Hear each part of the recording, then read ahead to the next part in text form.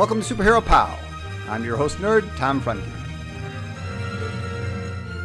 Today it's another episode of That Month in Comic Books, where we look at the output from the comic book publishers at 1 month in time. This week we're going to be talking about March 1987. And I have a guest today. I'm joined by Jeff Moy. Some of you might recognize that name because for several years, Jeff was the artist on DC's Legionnaires comic book until he was sucked away into the world of video game design. So say hello, Jeff. Hi, Tom. It's great to be here. I should say that me and Jeff have known each other for quite a long time, like elementary school, right? Yeah, I think elementary school, Hunting Ridge. Hunting Ridge for the people. I feel like, should I tell you where that is, or should I let people use that as an Easter egg to try and see if you can let people figure it out if they're really interested. Hunting Ridge Elementary School. Yes. We're going to talk about all the comic books that came out in 1987 in the month of March, where DC Comics was still in the midst of their post-crisis days. Let's see, going through the list here, we got Marvel's got Nam, and then they got Action Comics. And who is that lovely artist on Action Comics number 589? I believe that would be John Byrne, who was also the writer of Action Comics and Adventures of Superman or whatever. I think he was wasn't he writing all 4 books at the time, or no? I could be wrong on that. Not at this time. I think let's see, because we also have Adventures of Superman, number 429, and that's Jerry Ordway's artwork, and I believe that's Marv Wolfman. Yeah, Marv Wolfman was still writing. Okay. Though Marv didn't last too long. I haven't really heard if they bumped heads too much. But yeah, Marvel's Golden Boy, John Byrne, came over to DC Comics and took over Superman. Yeah, I believe that was probably after his run after he was doing Hulk for a little bit, and then did he do Hulk I thought it was just right after FF, but he did Hulk first. Yeah, well, he wasn't doing FF anymore, and then he did Hulk, right? Then he was doing Alpha Flight, and then they did the big creative team switch between Alpha Flight and the Hulk. And then that's where you got Mike Mignola on the Hulk for a bit. And actually, I think McFarlane was just about to hit Hulk at this time. Yeah. Actually, I think this month's issue of Hulk actually has Todd McFarlane as the artist on the book. Let me see. I think maybe Byrne, and this is just speculation, but maybe Byrne got a little tired of Marvel stuff, and if DC offered him Superman, then he kind of jumped at the chance. Yeah, looking at just because we segged so hard, Incredible Hulk number 332 came out this month, and written by the famous Peter David and penciled by Todd McFarlane. Right. Oddly enough, they didn't give Todd McFarlane the cover. That's Steve Geiger. Yep, and Bob McLeod inking. Yep. That's so bizarre that they wouldn't give. Maybe they had a contract with Steve that he was going to keep doing covers, because you would think they would just give that to Todd right off the bat. Right. You never really know how all these things work out unless someone actually says it in an interview or something.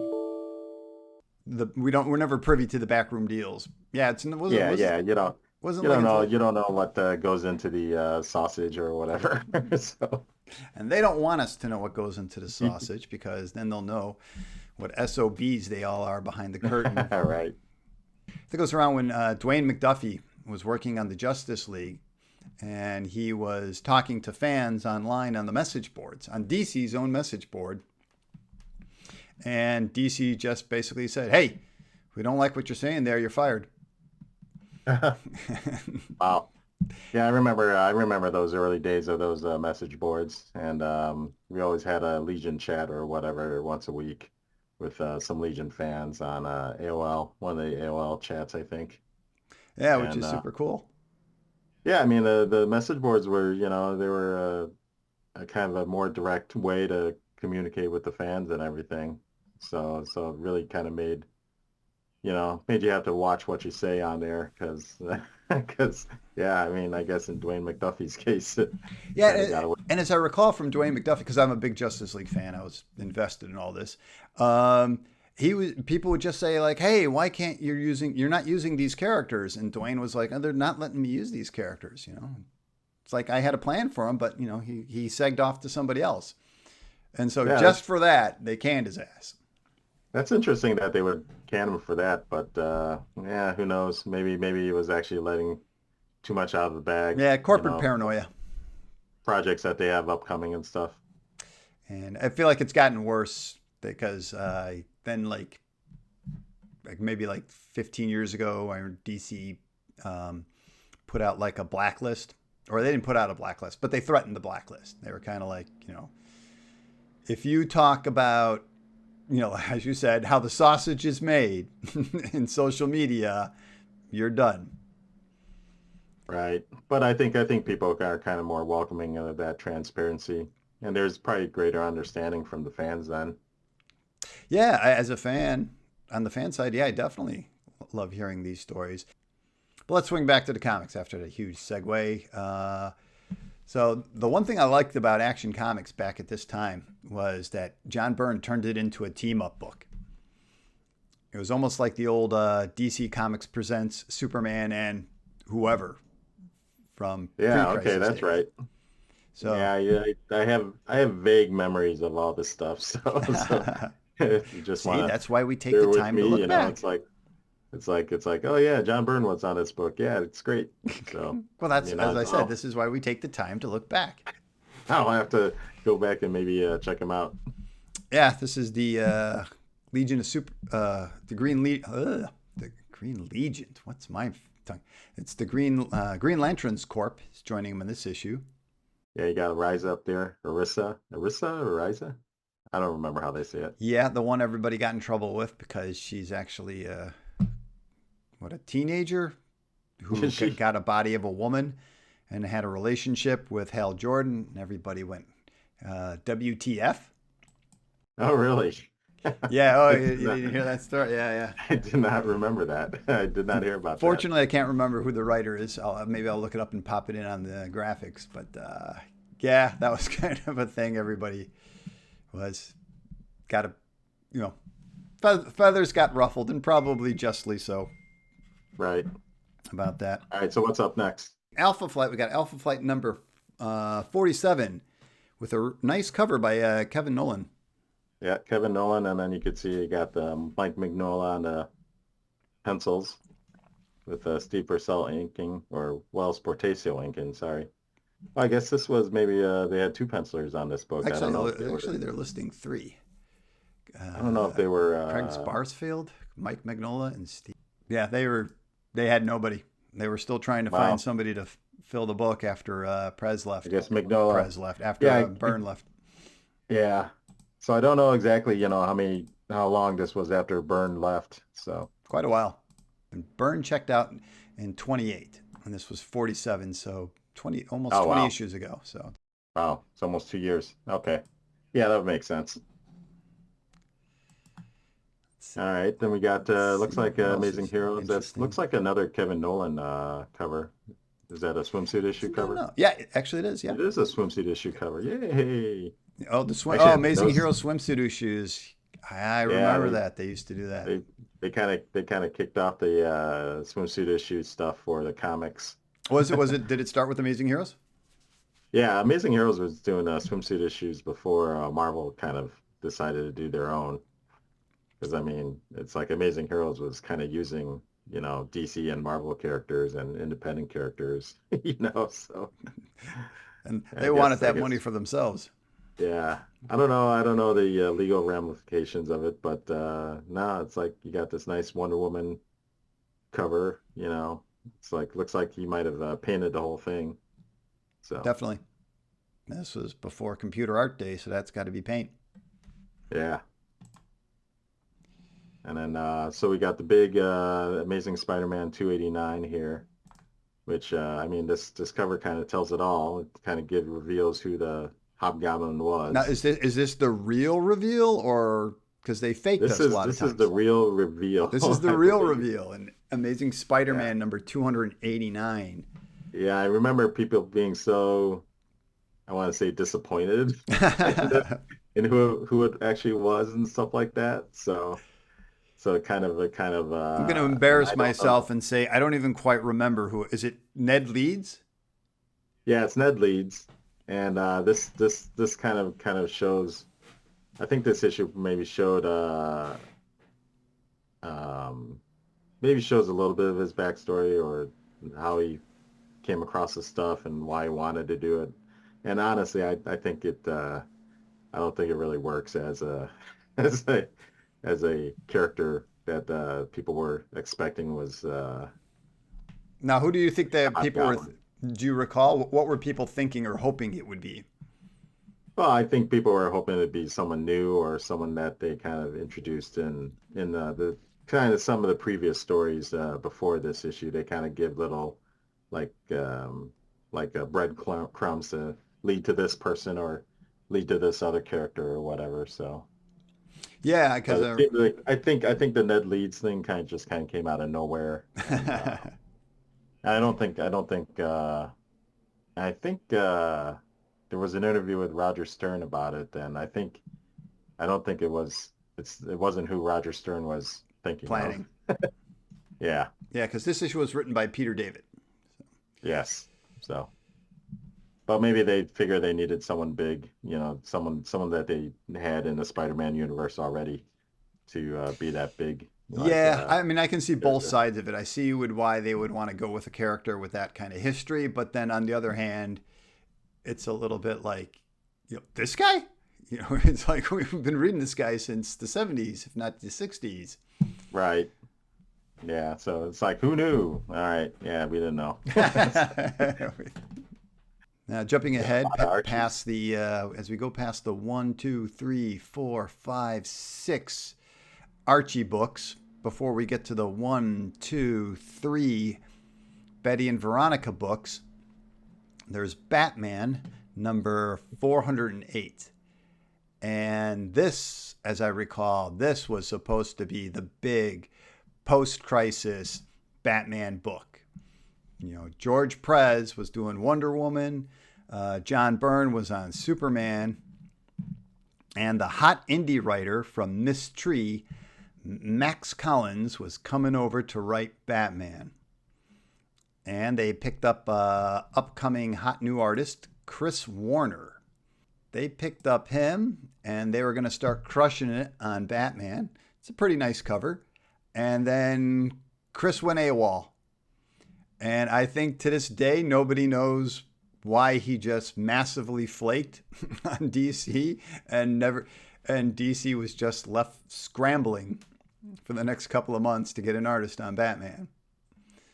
So Yeah, I have no idea what was going on the DC side, and people should know that it's like you were more the DC guy and I was yes, more of the Marvel guy. and you're the that's So why I bring you on. I always like to bring Marvel guys on to help me out. we had many a discussion like this in high school. So, But yeah, but this was you kind you of a got famous flame out at the yeah, day. and here you got the Batmobile getting their wheels stolen, And not by can you the guess who Joker. that little guy is? I take it it's going to be Robin. Uh, is it Yeah, Jason Todd? it's gonna be a Robin. Yes, Is it it's Jason Todd though? Jason Todd. It's the Okay. post-crisis origin of Jason Todd. Okay. Originally, he was a Dick Grayson clone. He was, a circus guy, and now he's a street tough who's stealing wheels off the Batmobile. Which I'm All right. sorry, Max Collins, but I would assume Batman was not going to rely on reputation alone, that people wouldn't F with his car. So, like, some 13-year-old can just pop the tires off of it? Kid's got balls. Let's put him in a costume and he'll fight crime. Well, Max, unfortunately, didn't last very long on Batman either. So, He did do a number of Dick Tracy strips for the newspaper, didn't he? oh, I think you're right. Yeah, I think that was probably his bread and butter for a long time. Yeah, that's probably a better paying job, Yes. honestly, back in the day with comic Yeah. strips. I also Right. remember Max a little bit just because I don't remember what the incident was, but he got famous for pitching a story to DC about Batman. And apparently the response was Batman wouldn't do that. And he thought that was just incredulous because he's a fictional character. A big build up with a massive flame out. I mean, even on the cover it says Batman: The New Adventures. That like ended in a month. All right, what else we got here? Boris the Bear. That was Boris the just Bear. like funny murderous bear. Funny murderous bear. Yeah. Is that in the vein think, of? I'm guessing that's in the vein of Ninja Turtles. Yeah, I guess so. I don't think he was. I don't think he ever crossed over with them, but obviously by this cover, it looks like he's taken out all the, Oh my gosh! all Wait a the- minute. He's burying the Ninja Turtles in Yeah. this cover. This is Boris the Bear #8, and I'm pretty sure he's trying to murder the Ninja Turtles right here. Well, he's by the title it says "Living Teenage Radioactive Mutant Ninja Critters." So all any animal type of indie. Yeah, I character, don't really recognize anybody else because I'm not too versed in it, but I'm guessing there's other It's characters. like there might be like a Cerebus. Oh kind yeah, of, that does look like Cerebus aardvark, and then over there. then the bunny in the Usagi Jimbo, yeah. well, the bunny in the upper grave by Junk Titles. Yeah, I yeah. think that was a character. Or he's wearing yellow and kind of reddish, so maybe he's Captain he's- Carrot. I think that was like some kind of superhero rabbit character. But obviously, it's it's a parody of whatever murderous bear. Who knows? But now they got Winnie the Pooh killing people. Yeah, so. now they can do the real thing. I probably did pick up that Boris the Bear issue, but another one was probably that Comet Man. And I honestly, for the life of me, I can't remember what this book was about. And I just obviously, vaguely remember it coming out. I mean, it's the final issue. issue number But it 6 is. Oh yeah, was only written- lasted 6 issues. Yeah, it's written by Bill Mooney from Lost in Space, and Kelly Jones was the penciler on it. Oh, interesting. I believe he was on Babylon 5, and then he was hired later to do some. As an graphic actor, he novel. was on. Yeah, as an Babylon actor, he 5, was on yes. it. Yeah, he was Delen's like assistant. Yeah, I can't remember the name. That's what I mean. Yeah. But yeah, it's a Bill Sienkiewicz cover. Yeah. So I guess this was his first foray into comic books. Yeah. So, For Bill Mooney. yeah, for Moon. Oh yeah. And then you got the Detective Comics with. Detective Comics number 575. This was kind of a big one. The first part of Batman Year 2 Right. by Mike Barr and Alan Davis. And Yeah, because year 1 was awesome. So like if you're gonna follow it up, you're gonna need a pretty good team there. yeah, I feel like this is little known, but I feel like the story does get used a lot because Batman Mask of the Phantasm, everybody's favorite Batman movie, the animated one, is based on Year 2. Oh really? So I didn't know that. yeah, it's about an old love of Batman before he was Bruce Wayne's, before he was Batman, coming back into Gotham City as a new vigilante is hitting the streets. Yeah, I didn't know. I don't really remember this story all that much. Unfortunately, I've always kind of felt like this was a weaker sister because there's it's a hodgepodge. Unfortunately, Alan Davis does the first issue, and then I guess Marvel lures him away with Excalibur. And then McFarlane took over. And didn't then he? yeah, Todd McFarlane does the last 3 issues. Also inks the last issue, and so the art style varies greatly. So if you get the trade back of Batman Year 2, the art style is crazy. It's all good. I think each issue looks great, but there's just really not much of a through line in artistic style. Okay. I see Dynamo Joe. That always kind of sticks out to me a little bit because anime is everywhere now. But I feel like Doug Rice over at First Comics with Dynamo Joe number 9 here was kind of like the first real attempts to bring anime to American comic books. This giant robot story. Now I don't remember what the interiors look like, but I'm thinking he was probably still kind of following the traditional kind of comic book American comic book layouts and stuff like that instead of trying Yeah, to do yeah. It was a more like wide, expansive story. it was more kind of like anime sizzle, and definitely the concept. Right. And I mean, this is one, yeah, all the giant robot stuff was still pretty popular with like Robotech and what were some of the other They animes brought out back there? not as popular, but Gundam. Transor Z kind of meh. Yeah. I mean, Gundam Okay. was out, but it wasn't in the states. But speaking of Robotech, they got to be here, right? Yeah, there we go. Robotech's The Macross Saga, number 18, and Robotech, The New Generation, number 19. Yeah, I think I might have picked those up. Yeah, these are the things I bought them all. I don't know why, because I had the episodes on Yeah, VHS tape at the same time. right. It's Um, like, why do you want to read it when you could just watch it again? but I tell you, I sold them all, and now I miss them. So Really? Okay. I'm in the situation of I regret selling every comic book I've sold Oh, okay. because I always go Maybe back I'll to take my a look and give boxes you. and go, I'll give oh, you mine you still have them. if I do. I don't. I'm not sure if I do or not. Yeah, knowing you, I think you would have gotten rid of them by now.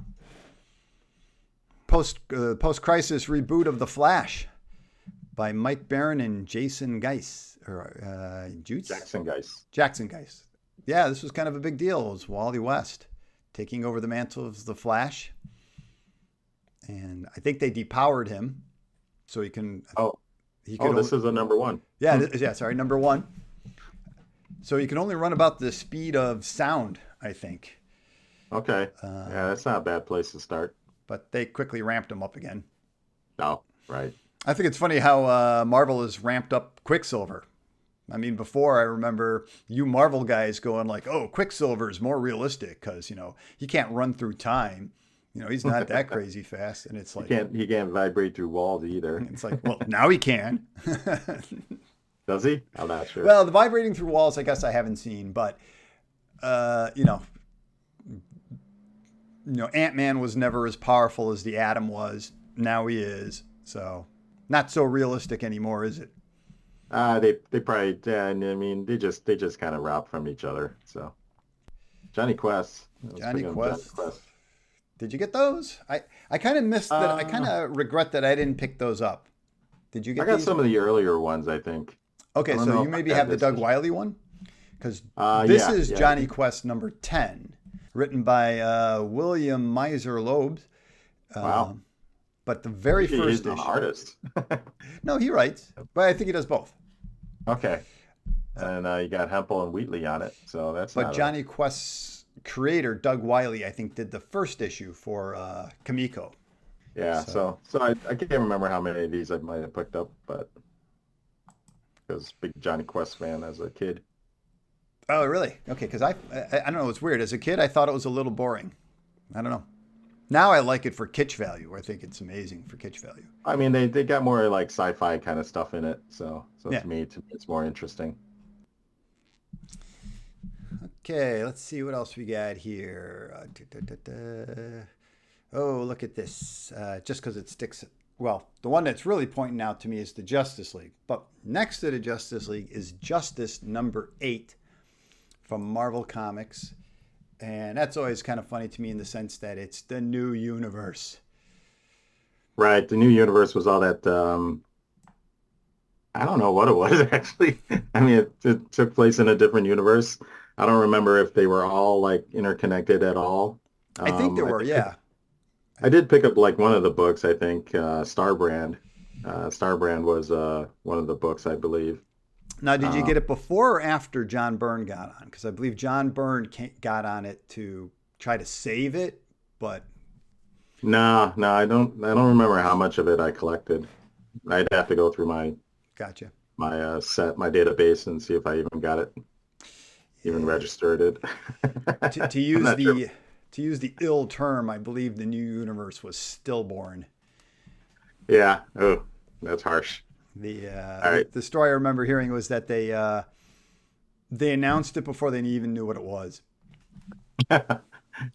But just because as we're looking at this, Justice number 8, the artist pops out to me, Jeff Escherwood. Yeah, Jeff Isherwood is he's a really good artist. He Yeah, was I'm a on fan of I his. think the Conan books for a bit, Doctor He looked great Strange. on Conan. Well, Just because I'm a and DC guy, he was on Suicide Squad, and he did some oh, great okay. issues of Suicide Squad. He's got a good I looking used to get Batman. I used to get he used to put watercolor pieces up on eBay, and I think I got one Oh, of I've them. seen one of those. I've seen a couple of those. Yeah. Yeah, they were for some kind of I think they were for some kind of like adult book he was gonna do. So they were always pretty sexy. Oh, just for a terrible segue, Penthouse Comics are back. Oh Were yeah, you? yeah. I remember Penthouse Comics. Yeah, and it always seemed bizarre, and it died, which I think is no surprise to anybody. So that they're doing it again Yeah, mystifies they're me. bringing it back. I'm not sure who's exactly working on it nowadays. Back in the day, actually, I was approached by George Carragon, who was the editor in chief for the book, and it was at a San Diego Comic-Con, and he asked me if I. This is like 6 months after I started Legionnaires, so Wow, he was trying to jump on you fast. yeah, so he got in touch with, he approached the table and, he introduced himself. I'm like, oh, wow, cool, so he's like, yeah, I'd like to ask, talk to you later, so I go to one of the penthouse parties, which had pets there, but that's, but That's a George and I story for talked another day. about, But yeah, but George and I talked about, he wanted me to pick up, after Adam Hughes left, was leaving, was it Young Captain Adventure? okay. And I was like, I don't want to be a guy that follows Adam Hughes, especially early in my career. So, because I really like the Legionnaires and the Legion of Superheroes, so I decided to stick with the books. I turned them Yeah, down. that might have put you in. I mean, I don't know because they had a lot of big names at Penthouse, but like you're saying, you were kind of green, and maybe that would have put you in jeopardy. Yeah. It was a little too early in my career to feel like to jump to something like that, and especially following up after Adam Hughes. So.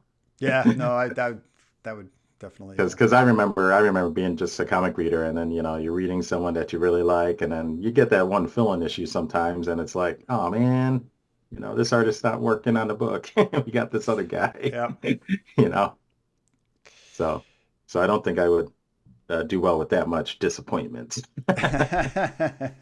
Well, at least there wasn't really the internet, or the internet wasn't what the internet is back then, True, so true. the hate wouldn't have poured in on you. Who the hell is this guy? Right, right. Who the hell is this guy? This guy's no Adam Hughes. He's an Adam Hughes wannabe, but he can't draw like Adam No, Hughes. not really. I don't think you're much of a. You So have, I mean, you're a he fan decided and to you take have manga and influence. anime and mix that in with Adam Hughes. So we had Justice League number 2, more Right. post-crisis with the relaunch of the Justice League. This was a big deal back then, but I don't think it was a big deal yet because this is Keith Giffen and J.M. DeMatteis. I knew it at one time, and now it's fallen out of my head. So But you got sorry. Kevin McGuire and Al Yes. Gordon working on this. And they got Kevin McGuire. This is the book that made him. Yeah. And but I don't think we knew it yet. 'Cause, I mean, were you you could get were you into in it on the, because were you on this first issue? This is issue number 2. So were you buying at this point? no, actually I wasn't, but I think Phil was. My brother Okay. was. So I think I might have read his issues. Since we didn't necessarily have to buy the same comic, we could Sure, read each sure. other's comics. But yeah, it's like I really do like McGuire's art for his facial expressions were, even back then were like this, there's so much more expressive than most other comic artists out there on monthly books. Yeah, it's a little Yeah, uncanny how well you can yeah. do faces. I think the lineup for the that they had for the team was really good too. You Yes. know, and I think did this book start out more serious and then it got more silly No, or it was pretty much. I mean, Keith Giffen, the late Keith Giffen, I should say now. um, has kind of stated that it was never his intention to be a funny book. It just kind of became that way. And to a certain degree from the first issue. I mean, it wasn't, they didn't have the bah-ha-has yet, but just kind of like sly humor of the situations Sure. would sneak into the book until they just decided to run with it. But it was never their intention to make a humor book. Yeah, and I think that actually worked really well in their favor because up until like when Adam Hughes took over, there was the Despero storyline, which just kind of, you were kind of funny, then all of a sudden we dropped this huge dark storyline where people are getting killed and everything, and it was just like, holy cow, this the book took a real dark turn. So. Yeah, I think that story is well remembered when Despero showed up, and because of that, it was such a lighthearted book, and then I really like Keith and DMJ were basically saying like, we can still do serious stuff, people. It doesn't always have to be a joke. Yeah. Yeah, so I think that was a good kind of shake up a little bit, but then you can kind of start to slide back into the humorous people, the humorous storylines to kind of lull the audience into a false sense of security. I also think it was interesting back in this time that I feel like a lot of other people tried to do the Justice League humor, but in my opinion, they always stunk at it. It was always really bad. It was like, I don't know what it was. It was like only Keith and DeMatteis could knew the rhythm and the right wording to use to sell the situation and the joke. Sure. But with Kevin Maguire, I remember something from our history. We were at a comic book convention, and Kevin was there, and I remember you wanted to get a sketch from him. Do you remember this at all? No, I don't. Wow, blocked it from your memory. So, and Kevin, this was right when Kevin was hitting it. So he was like never at his table. You couldn't find him anywhere. And then we saw him coming down the hallway. And so you like went up to him and said, "Oh, wow, Kevin, blah, blah, blah. I love you. Trying to meet you. I'm trying to do a sketch." And he just had this look on his face like a deer in headlights where he was just kind of like, yeah, okay, I'll see, man. Yeah, it's kind of like he was not prepared for this stardom at all. And he was just didn't know how to handle everybody coming up to him, showing him love and asking him for things. Right. Oh, there you go. Instant fame. Yeah, and so you never did get a sketch. No, I still don't have still don't think I have a Kevin Maguire piece of art because I collect a lot of artists, but I don't have one yet. So. Oh well, can't have everything. One of these days. Legion of Superheroes, number 35. Yeah, I mean, I just kind of want to look at this cover just because, I mean, I didn't read the book at this point. I was reading it a little bit, in and out. Yeah, but I mean, I see characters like, Brainiac 5 and Ultra Boy and Mon-El. It's like, oh, I know these characters, and I don't think I really know Universo, who was the bad guy in this book. Yeah, but, I didn't get this book, but the name stands out. Steve Light. Is it Lightel? Steve Lytle, yes. Yeah, Steve Lytle. He's great. I always thought he should have been a bigger star. Yeah, I mean, he passed away a few years ago, right? I would say it's probably almost 10 years. Has it been 10 years? Okay. Maybe. The older you get, years merge. Yeah. So I met him once at a Planet Comic-Con one year. It was very nice. We had dinner with a bunch of other artists as well. Oh, cool. Yeah, it's definitely the nice things about the Comic-Con, hooking up with people. Written by Paul Levitz and drawn by Gregory Larocque, who is a very good artist in his own right. I would never say I think Larocque was like a star or anything like that, but he was a guy who I thought could draw a solid book. Month in and he could draw solid figures. His women looked really good. Usually when he would like draw Dream Girl and stuff like that, it usually caught my attention. Yeah, Emperor Doom or Marvel Age. Marvel graphic novel, Emperor Doom. Yeah, actually, this is Did you actually a get really that good. one? This is actually a really good graphic novel. Oh, okay. I don't think I've read. Yeah, Yeah, I haven't read this one. had a really good story. Um, and honestly, for the life of me, I can't remember it. But It was Dave Michelini, who is always known for doing pretty good work. Michelini was on Iron Man for the longest time. He did the Demon in the Bottle and the Armor Wars okay, with Bob Layton. But here in the graphic novel, he's with Bob Hall, who I right. think is another great kind of like, again, I don't mean this as insult, but just a great day in and day out artist. Like almost never did subpar work. Monthly comic artists and everything, and when they get to do a job like this, maybe they get to spend a little more time doing it, working on it and stuff like that. But yeah, I mean, I really like the art in this one. Again, I'm trying to remember the story. I want to say that Doom took over the world, Yeah, I was going to and say, is this an alternate reality thing or? no, it's kind of it's in a graphic novel, so it's kind of standalone. So it Yeah. could be on a different quote unquote timeline, or a parallel universe, multiverse thing. But yeah, Doom took over the world, but then I think he just didn't find it to his liking, so he dropped it. Oh, really? One of those stories. I feel like that's like what Jim Starlin Yeah, has often said about Thanos. yeah. He's that Thanos is never satisfied. So Thanos will go on his quest and he'll achieve what he wants, and then he'll be like, why did I do this? It's not what I hoped it would be. Yeah, I mean, it's like you fight for something, and then once you get it, then all of a sudden it's like having it isn't as gratifying as the pursuit. I True. think. That's true I in think life. he actually used the. I think he actually used the Purple Man to actually use the to conquer the world. Oh, So interesting. yeah, so that's the kind of a tie-in you could use with Jessica Jones Netflix series. So Let's see. Next to it, we got the Marvel Saga, the official history of the Marvel Universe number 19. Now, that stands out to me for one reason.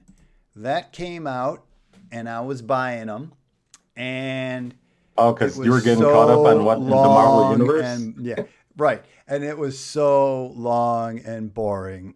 I just had to stop. There It was was a lot kind of of text, I believe. it was kind of like this should have been something like no more than like 12 issues long, right? It should have just been like boom, boom, boom, boom. But no, they covered every little piece of minutia of the Marvel universe. And it was all cut and paste of the comic books. It wasn't new artwork. It was cut and paste. And it was just like, oh, and then Spider-Man fought Electro, and then Spider-Man fought the Chameleon again. And it was like, good God, we're going to mark every villain Spider-Man fought? Yeah, that's Yikes. that's that's how comics were. Looking through it, it's like you got some crossover with the Mephisto and a bunch of Marvel characters. Mephisto So versus. It's funny. I don't even think I remember yeah, this this must have been series. like a four-issue miniseries, and then Yeah. yeah, it's just Mephisto Mephisto issue one, battling all the Mephisto versus the Fantastic different Four, teams. and then X Factor, and then X Men, and then the Avengers. And looks like Buscema and Al Milgrom actually wrote it. Wow, I don't know if cool. Al Milgrom is known as a good writer, so that gives me pause. I don't know who was on New Mutants at the time. Let's see. New Mutants. Oh, nice cover by Rick Leonardi. That is a Oh, nice cover. That's Rick Rick Leonardi. Leonardi. Yeah. Nice. And And he Terry did the book. Austin. He did the book too. He did the Yeah. interior. Yeah, very cool. He's turned her into circuitry. Stop it, Doug, you killer. Nice. Interesting coloring too. How a lot of the characters are just red on the bottom. I don't know if that's their actual color. I'm inclined to think not, but that's a cool cover. Yeah. Yeah, I was never into the New Mutants. Yeah, I really like Rick Leonardi's storyline or the art. Yeah. New Titans, were you picking that up? The New Teen Titans, number 32. Paul Levitz and Marv Wolfman, joined by Eduardo Barreto. Barreto, I think I got your name right. He's Oh, no, another Levitz. Levitz is pronounced Levitz. Levitz. Didn't I say that? Levitz. Did I You say? say Did I say Levitz. Levitz? Okay, yeah, sorry, Levitz. Like Levitz to Beaver. Sorry, Paul. Barreto is another guy who I think is just a good day in and day out artist. Oh yeah. When you Yeah, very solid. when you saw his name, you weren't like, oh yeah, but you were just like, oh, it's not gonna suck. Right. And a lot of times, that's all you can ask for. Sometimes. Well, you got to realize that, it's like you got to draw 22 pages Oh yeah. a month. See, next to that we got the Marvel Handbook, number 16, is coming to an end. How many issues Oh, do yeah. they have left? It's like they're on the Book of the Oh, Dead. they got 4 more. So, this is the first one of the Dead. So that's why they had a few more issues to go. Yeah. Got the old Captain Marvel, who was replaced by Annette Bening in the movie. Go fig. Oh, right. I always feel like if Marvel really wanted to shake something up and get like some burst sales, just, bring him back. I feel like that would garner so much attention. I'm sure. But, honestly, It'd I probably don't. be terrible. It'd probably be terrible. I'll admit it would probably be terrible. But that would be such a, bringing the old fanboys out of their coffin to go get it. Nah, I don't necessarily think that'd be the case because Yeah. I don't think, any of the people watching the new Marvel stuff have any. Oh, I don't mean in the movies. I mean in the comic books. Yeah, the Oh, movies comics. that ship has sailed. But in the comic books, if they did Marvel is back. Yeah, but again, with anything, they'd have to do it right. So, Yeah, which they wouldn't. So that's why we're looking at old comics right now. yeah. I collected Peter Parker back then. Looks like you got an issue with the Lizard. Lizard is always fun. Al Milgrom cover. See, Al Milgrom is a guy who I think is hot and cold. He, in my opinion, creates a lot of crap, but then he creates a lot of good stuff too. Yeah, I always kind of saw him more as an inker usually. Yeah, he does do that a lot in his career. But this is a nice cover he did, I think, in the black suit. Yeah. Yeah, I mean, that's the thing about the Black Spider-Man suit is you could get some really nice silhouettes with it. It says Peter Parker, the Spectacular Spider-Man, number 27. And that is a 127. writer I do not recognize at all. Len Kaminski. Len Kaminski. Yeah, I don't know who that was. He had a fairly good career in the 90s. But yeah, it looks like he just kind of jumps around a lot. Ghost Rider 2099, Fate, Iron Man. It looks like he was on Iron Man and Ghost Rider 2099. That'd be like his big ones, it looks like. And then, of course... Oh, Peter Porker. Peter Porker, the Spectacular Spider-Ham. Yeah, I like my funny books. I might have gotten this one. Number 16. Yeah, I remember you were getting that back then. How long did this go? Oh, only a measly 17 issues. It was almost all over for Peter Porker. Yeah. But everybody loves him. You know, I feel like he shows up a lot. He's great in the Spider-Verse movies. Yeah, totally. And supposedly he'll be back in the next one. He's just kind of like, on some level, it's like, yeah, I don't know if you can survive by himself, but as like a fun side character, it's like you can't go wrong. Yeah, and being voiced in the movie by John Mulaney is great too. He's got that kind of dry. I'm kind of forgetting who's John voice. Mulaney. I don't. Yep, John Mulaney. What else has John done? Because I'm drawing a blank. He's mainly a comedian. Okay. So. Gotcha. Going You down should the watch line, this Power special. Pack. Yeah, Power Pack. I was collecting Power Pack at this time. I think I'm not sure if It's a weird cover to me. I'm not really sure. looks like at this time. Oh, it looks like a Say No to Drugs cover. Yeah. What is that? Some crack cocaine in a bottle? But because also thinking of the time period, I'm looking at this cover. I'm like, is that an Ethiopian? Are we doing Comic Aid? No, looks like it's a strung up dude. And Power I don't know Pack if number this was, 30. yeah, I don't know if this was before or after they kind of all switched their powers.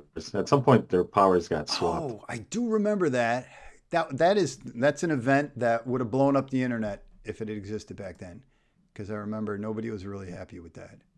Yeah, the But the question. question, DC's reinvention of Steve Ditko's character by Denny O'Neil and the great Denny's Conway. Cohen. Cohen. Is it Cohen? Cohen. Yeah, maybe Cohen? Cohen. It's Cohen. Issue number 5 here. This was short too. Yeah, it's only 37 issues. You would have thought this would run longer. And actually, wait, no, 36 issues. Yeah. Number I think 37. the main thing was, he Blackest wasn't necessarily a superhero. He didn't have like superpowers. He just had that, the mask to put on. I remember hearing an interview with Denny O'Neil, and he was saying that at a certain point in his career around this time, he had a hard time relating with superpowered characters. So he got, he just wanted to work on, people like Batman and The Question, because he just couldn't relate to somebody who could fly to Mars. Sure. Something I was picking up back then from Marvel Comics. To show you what a Marvel geek I am. Gru the Wanderer. Yeah, Sergio Aragonés. Written by Mark Evner, number 28. That was just always fun. I think after a while I got tired and walked away, but every issue of Gru was great. Yeah, this is just a fun book. Here's another DC failure. Shazam, The New Beginnings. Roy and Danette Thomas with Tom Mandrake. Mandrake? Yeah, Mandrake is an artist who I like a lot. Did Batman for a long time. And a few years ago, he did the X-Files 30 Days of Night crossover. Oh, really? Which was pretty neat. Didn't really get the likenesses down of the actors, but I feel like his artwork in general is so interesting to look at. It didn't bother me. Wasn't Mandrake also on like the Spectre at some point? Yeah, yes, he did. He did go to the Spectre. In the 90s, he took over the Spectre book for a little bit. Right. And then, Manhunter is where he did a real long run with John Ostrander, I believe, wrote that. Nice. Actually, I think John Ostrander wrote both of those, didn't he? It's kind of surprising that he didn't do Suicide Squad with Ostrander as well, because that would have If you're an artist and can hook up with a writer, as a team, then because that's the thing I kind of found in comics is that I think you need to kind of make some connections, and if you work well with a writer, then if a writer has an idea for a book or whatever, they can also pitch you along with it. Yeah. To do it.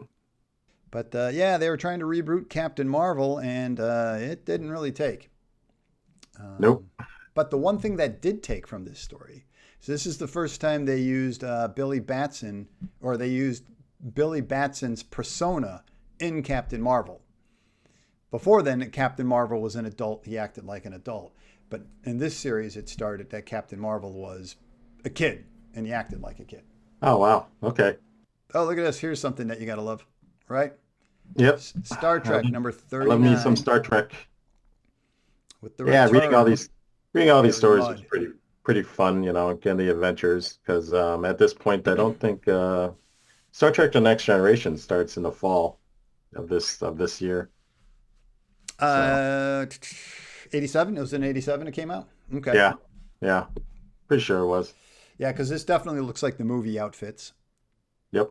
They were wearing. So, I mean, this is really the only place where we could get Star Trek. Thank DC. It's an interesting cover by Ron Frenz. And I say interesting because it doesn't look like it's ripped out of the Marvel Silver Age. It's never... Ron Frenz, I mean, it looks like it doesn't. Ron Frenz, I guess he didn't develop his really I will say overbearing style, in my opinion. Sorry, Ron's, but here's Suicide Squad, just starting Suicide Squad number 2. This was just a great idea, in my opinion. I always loved supervillains, but they always had to lose. And so here's a book where they can win. We could watch the villain kick ass. Right. Were they killing them off yet or no? Were they killing them off yet? They killed them off every now and then. They killed somebody in the first issue. I don't know when the next victim was. Yeah, so it looks like you got the original lineup kind of thing. Oh, yeah. I mean, this is the book that made Deadshot. Right. And you also have Captain Boomerang, you got Rick Flag. I mean, these characters, they transferred over to the movie.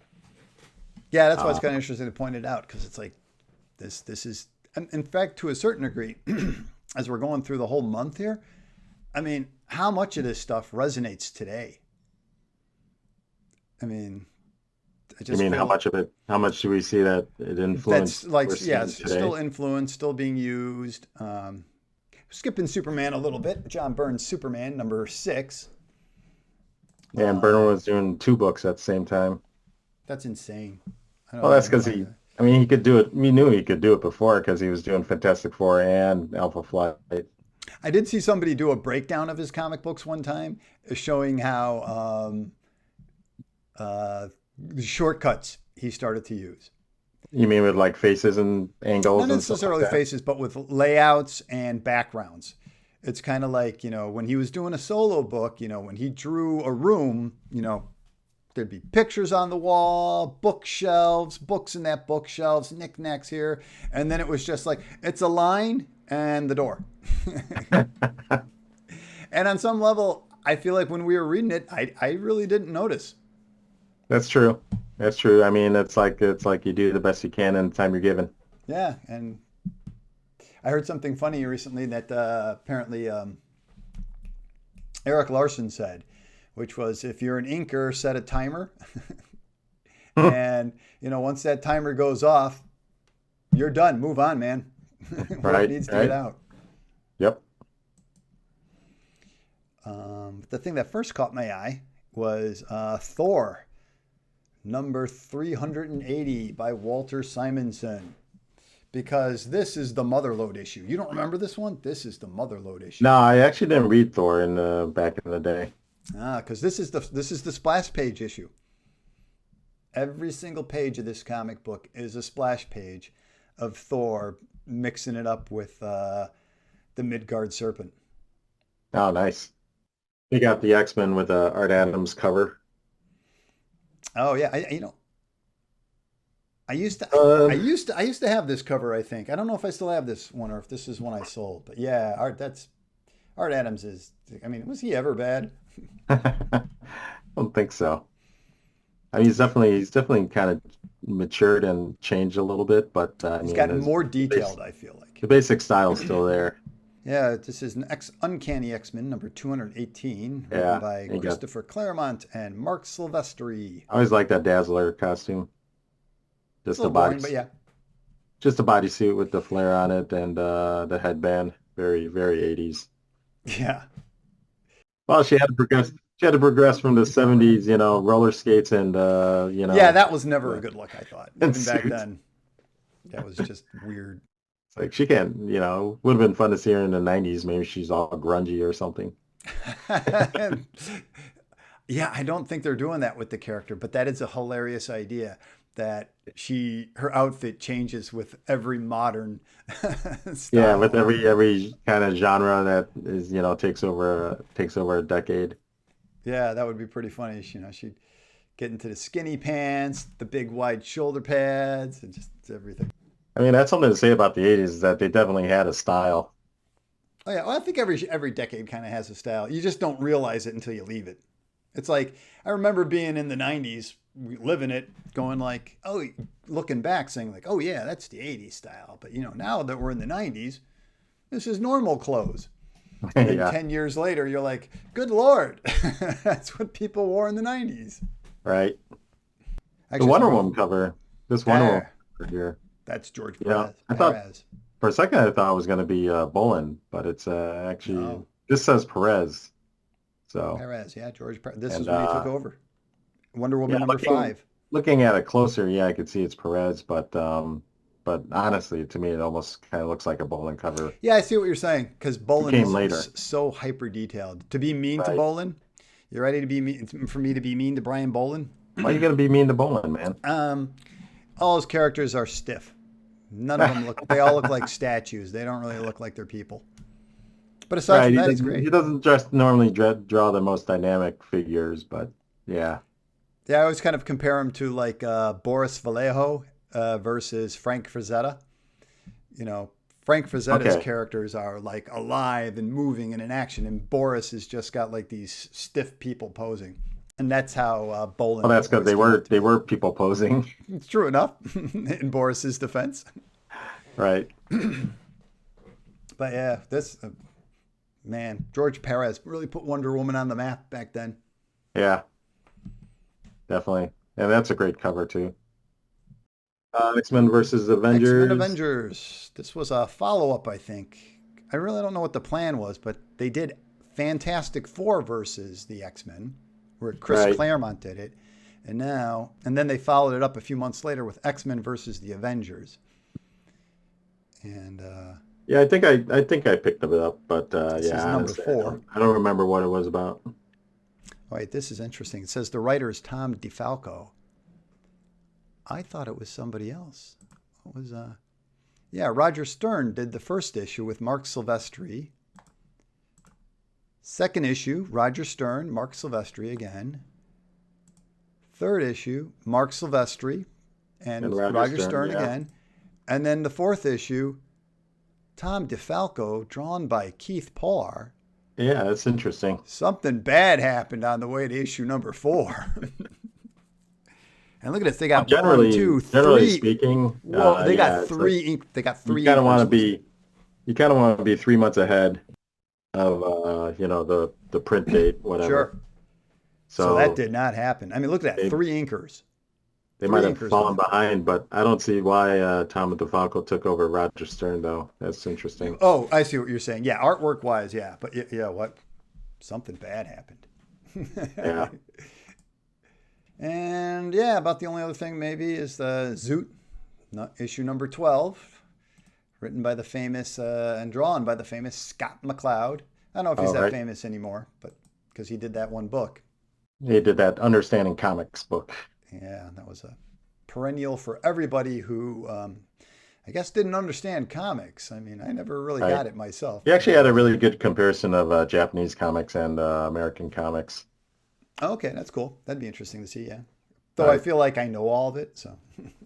Oh yeah, I mean, he kind of grew up with it, so he kind of figured it out. I heard a story one time at a comic book store I went to.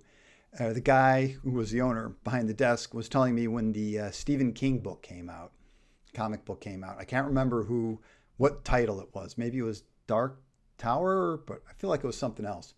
But anyway, he said it brought a lot of Stephen King's fans into the comic book store, and they were actually asking him how to read a comic book. And I guess these people are out here, but I feel like you've never read a Snoopy or a Garfield. I mean, Well, that's one 3-panel strip there, you know. but you know, The Sundays, being behind the the, counter selling it, he had to be like, "Oh, well, that's a great question. Let me tell you." Sunday comics were a little more complex since you had 2 rows of story, you know. Oh my God, I can't handle that. Please, no.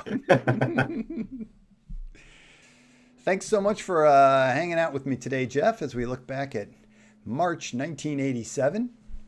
No problem, Tom. It's been a pleasure looking back at these covers and just trying to think about what I was doing and collecting back then. So it was real fun. Thanks.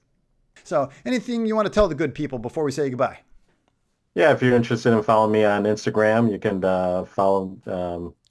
check out my art and what I've been doing lately. And if you want to watch me draw live, I do have a Whatnot channel or show that I do every Tuesday and maybe every Friday or Saturday with sketch cards and sketch covers. So that's on Whatnot and Watch the Maestro Instagram. at work. And if you want, I should probably say on Instagram, you can follow me at ArtBoyMoy.